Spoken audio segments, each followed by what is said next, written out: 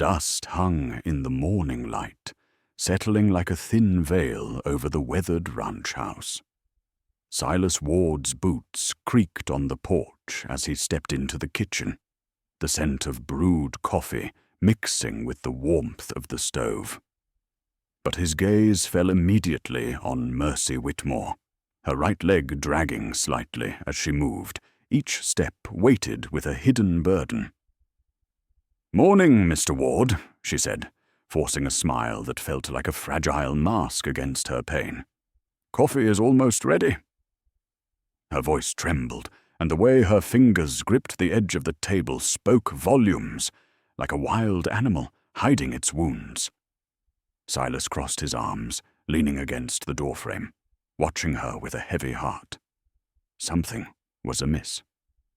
"You're limping, Mercy," he said softly, the familiarity of the moment drenched in worry.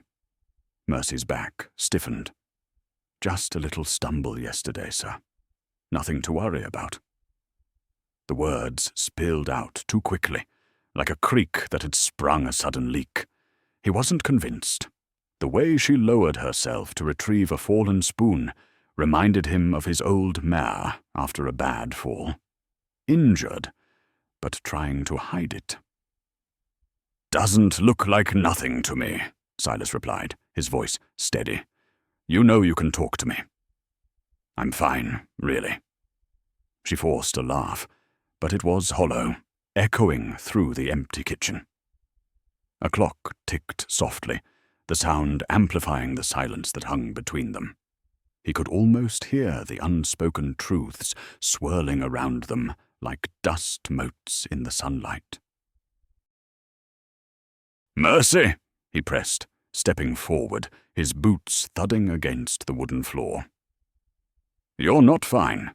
Show me where you fell." Her eyes widened, panic flickering within them like the flame of a lantern threatened by the wind. "There's nothing to show." She folded her arms tightly across her chest, a futile attempt to shield herself. "Show me," he insisted, his voice firm, but laced with an undercurrent of concern.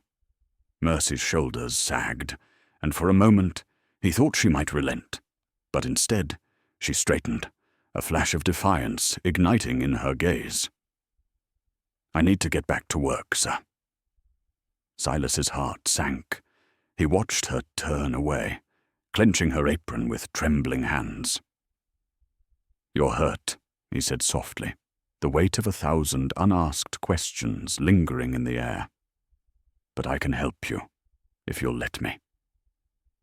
"It's not your place to help," she said, her voice dropping to a whisper as she busied herself with coffee cups, avoiding his gaze. The sound of clattering china filled the room, a sharp contrast to the quiet tension. He could feel the invisible wall between them, fortified by fear and resignation. "Mercy," he said, stepping closer, letting the warmth of his presence envelop her. "I'm not asking as your boss. I'm asking as a man who wants to do what's right." Her hands stilled, and she finally turned to face him, her eyes glistening like wet stones, reflecting a world of pain. "You don't understand," she said, her voice trembling. "I've been alone for too long. There's nothing you can do." "Let me decide that," he urged, the honesty of his tone cutting through the tension. For a heartbeat, silence enveloped them, a fragile moment filled with possibilities. Then she broke, anguish spilling from her lips like water from a cracked dam. "What do you want me to say? That I'm scared? That he said he'd come back? No one would believe me." Silas's resolve hardened, a primal instinct rising within him. "You're not alone anymore. I won't let anyone hurt you, not while I'm here." As the sun began its ascent, casting golden rays through the kitchen window, Mercy finally met his gaze. "Promise me you won't make it worse." "I promise." His voice was steady, but an unspoken weight pressed on his chest. He knew then that the fight was inevitable. With that, Silas stepped back, his mind racing. He had a decision to make, one that would alter their lives forever. He would have to confront the darkness lurking in town, and deep down, he knew he had to prepare for the storm that was coming. The air crackled with energy, a warning sign of the turmoil ahead. As he turned to leave, the shadows of doubt loomed in the corners of the room, but determination ignited within him. Whatever it took, he would protect her. "Let's get through today," he murmured, stepping onto the porch where the sun brightened the horizon. "Then we'll see what tomorrow brings." Mercy watched him go, a flicker of hope igniting behind her guarded expression. The path ahead was uncertain, but one thing was clear. They were on the precipice of something monumental. The porch creaked beneath Silas's boots as he stepped outside, the air thick with the scent of dew-kissed earth and wild sage. A few chickens clucked nearby, pecking at the remnants of last night's scraps, their clumsy movements a stark contrast to the swirling chaos in his mind. He leaned against the weathered wooden railing, feeling the rough grain press into his palms, grounding him in a moment that felt both fragile and vital. He glanced back at the open kitchen door, the light spilling out like a beacon against the encroaching shadows. Mercy was still inside, her silhouette framed by the warm glow, a vision that clung to him like an old song he couldn't shake. Silas exhaled slowly, the crisp morning air filling his lungs, mingling with the heaviness of unspoken vows and uncharted paths. A sudden rustle in the nearby bushes made him tense, every instinct honing in on the sounds around him. He turned his head, squinting against the rising sun, and caught sight of old man Jenkins, hunched over his fence, a gnarled hand gripping a can of tobacco. The man's eyes, clouded yet piercing, met Silas's, and he raised a brow, as if reading the storm brewing in the younger man's heart. "You ain't the only one who sees," Jenkins called out, his voice a gravelly whisper that cut through the morning stillness. "Town's been buzzing with whispers, son. Best keep your eyes peeled." Silas straightened, the old man's words echoing with a weight he couldn't ignore. "I intend to," he replied, the resolve hardening in his gut. He shifted his gaze back to the horizon, feeling the first threads of anxiety weave tighter around his chest. "But it's not just about me." "Careful, boy," Jenkins warned, leaning slightly closer, the fence creaking under his weight. "Hope can be a dangerous thing to cling to when the winds start howling." Silas clenched his jaw, unwilling to let fear paint his thoughts. He turned back toward the house, where Mercy was still inside, her presence a flicker of warmth against the growing chill of uncertainty. "I'll take my chances," he said, more to himself than to the old man. As he stepped back inside, the scent of freshly brewed coffee wrapped around him, a small comfort in the midst of turmoil. Mercy stood with her back to him, pouring the dark liquid into chipped cups. Each movement was deliberate, but the slight tremor in her hands betrayed the facade of calm she tried to maintain. The sunlight danced through the window, casting intricate patterns on the floor, fractals of hope and fear intermingled. "Jenkins thinks the town's onto something," he said quietly, keeping his tone even. "We need to prepare for whatever's coming." She paused, the coffee pot hovering above the cup, and he could almost feel her weighing the truth of his words against the reality she wished to ignore. "I can handle myself," she replied, a flash of defiance igniting once more. But the tremor in her voice lingered, a testament to the fracture line stretching between her bravado and her vulnerability. "Maybe," he acknowledged, moving closer until the space between them felt charged with possibility. "But it's easier when you don't have to face it alone." Mercy finally turned, her eyes searching his, and in that moment, Silas saw the flicker of a resolve that mirrored his own. "What if they come for me?" she whispered, a thread of fear woven into her question, a tapestry of past scars unraveling in the air between them. "They will have to get through me first," he vowed, his voice low but steady. A silence enveloped them, thick as molasses, and in that pause, they both understood the depth of the fight ahead. The clock ticked on the wall, marking time that felt both fleeting and eternal, a reminder that their lives hung in the balance. Outside, the wind began to stir, rustling the leaves in a soft, haunting melody, as if nature itself acknowledged the upheaval on the horizon.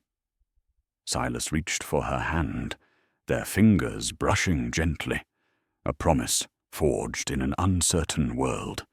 Together, they would navigate the darkness, one thread at a time, until they found their way back into the light. The moment lingered, the unspoken promise between them thickening like the morning fog creeping over the fields. Silas could feel the weight of her hand in his, fragile yet fiercely determined. "We'll make a plan," he said, as if conjuring certainty from thin air.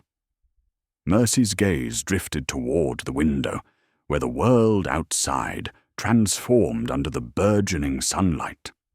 The chicken coop stood in the distance, its paint peeling, a testament to years of neglect, much like the town itself. It was a small place, yet it harbored a life that clucked and scratched under the weight of destiny, unaware of the brewing storm.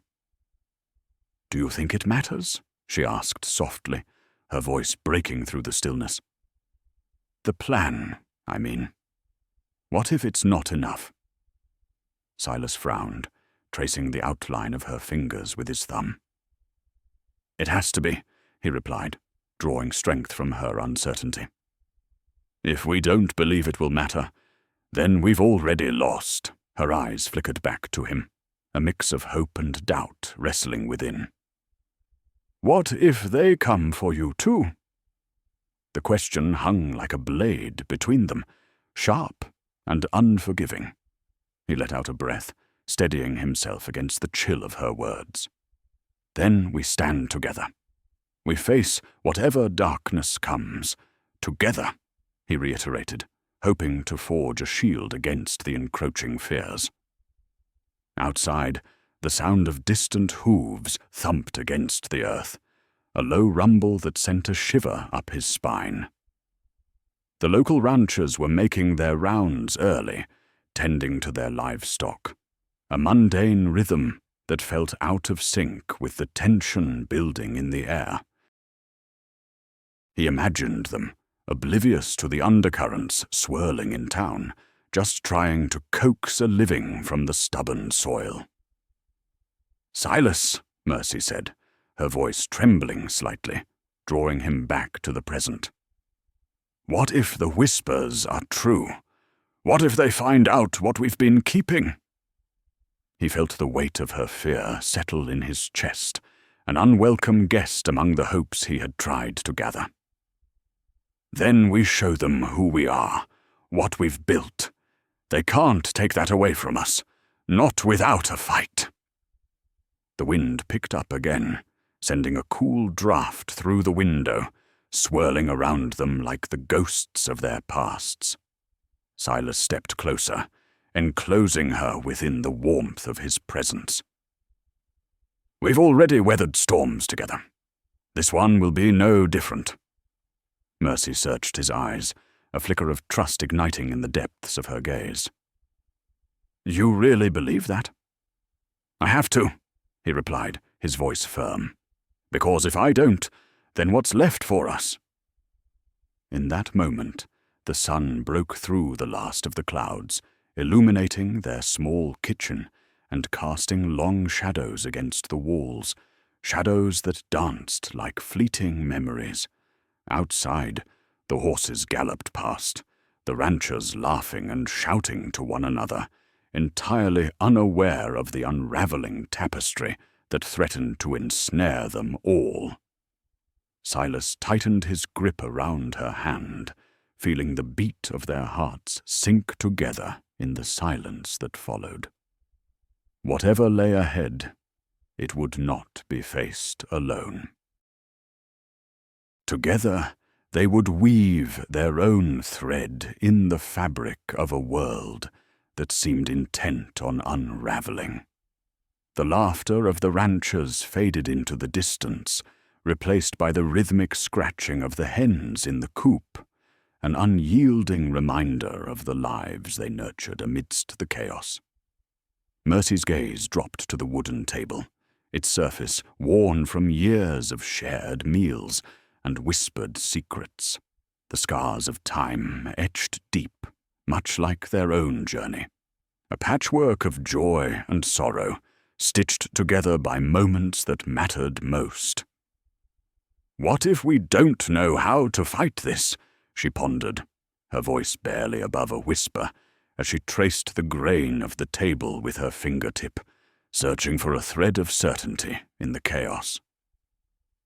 "We'll learn," Silas responded, the words spilling out with a conviction he didn't quite feel. The truth was, the world outside was shifting, and every day brought new dangers creeping like shadows at dusk. He turned his attention back to her, seeking the flicker of resolve in her eyes. "We'll adapt. We have each other, and that's a start." Just then, a crow landed on the windowsill, cawing raucously as it surveyed the land, a solitary figure amidst the burgeoning morning. Its beady eyes seemed to pierce through the glass, unsettling and watchful. Mercy flinched, a shiver running down her spine. "Do you think they know?" she asked, her voice cracking under the weight of the unknown. "Who? The ranchers or the crows?" Silas chuckled lightly to ease the tension, but the laugh echoed hollow against the walls. "Either way, it's our story to tell. We can't let their perceptions dictate how we move forward." Mercy bit her lip, holding his gaze, her brow furrowing slightly. "But what if we're already too late? What if they've already written us into the margins, forgotten and abandoned?" The crow flapped its wings, startled by a sudden gust, and Silas took a step closer, his heart thumping in his chest. "Then we write ourselves back in," he said fiercely. "Like that crow, we'll make our own noise." He felt the air thicken between them, charged with a newfound urgency. The wind outside picked up, rattling the loose shutters, and Silas sensed the shifting tides of fate drawing near. Their world was precarious, hanging by a thread as delicate as spider silk, and yet, in that moment, he saw the strength in her. "Let's go outside," he suggested, motioning towards the door. "Let's face the dawn together." Mercy hesitated, glancing at the chicken coop, its door swinging gently with the wind. "What if it's worse out there?" "Then we face it, just like we've faced everything else." He smiled softly, urging her with his eyes. "One step at a time." With a nod, she slipped her hand from his, taking a deep breath as she moved toward the door. Silas followed closely, their footsteps crunching against the gravel, a sound that mingled with the clucking of the hens. The air outside was crisp, tinged with the scent of earth and hay, inviting yet foreboding. As they stepped onto the porch, the light of the day began to unfold, revealing the worn path that stretched beyond their home, a winding road that held the promise of unknown adventures and threats alike. The crow took a flight, cutting across the azure sky, a dark silhouette against the brightening horizon. "Together," Silas reminded her, squeezing her shoulder as they gazed out at the vastness before them. "No matter what comes, we'll weave our own thread into this world." Mercy's breath hitched, the dawning clarity reflected in her eyes. "Together," she echoed, and for the first time that morning, hope flickered like a candle in the darkness, a fragile flame, but one that could warm the coldest of nights. They stood on the porch, the worn wood creaking beneath their weight, a reminder of countless mornings spent in this quiet sanctuary. The chicken coop lay in the distance, its paint peeling like memories fading with time. Behind it, the fields sprawled out, golden with ripening wheat, swaying gently in the morning breeze as if beckoning them forth. Silas inhaled deeply, the earthy scent filling his lungs, grounding him to the present. "Look at that," he nodded toward the fields. "The land's still turning, still growing. We just need to find our place in it." Mercy turned her gaze from the horizon back to the coop. A hen squawked, breaking the tranquil spell. "We have to keep them safe too," she said, her voice steadying as practicality wrapped around her words. "If the world's shifting, we can't forget the little things." "Right," Silas replied, his eyes narrowing thoughtfully. "Maybe we can reinforce the coop, make it stronger. If we're facing storms, we need to protect what we hold dear." He felt the connection between them strengthen, a shared purpose igniting a fire in his chest.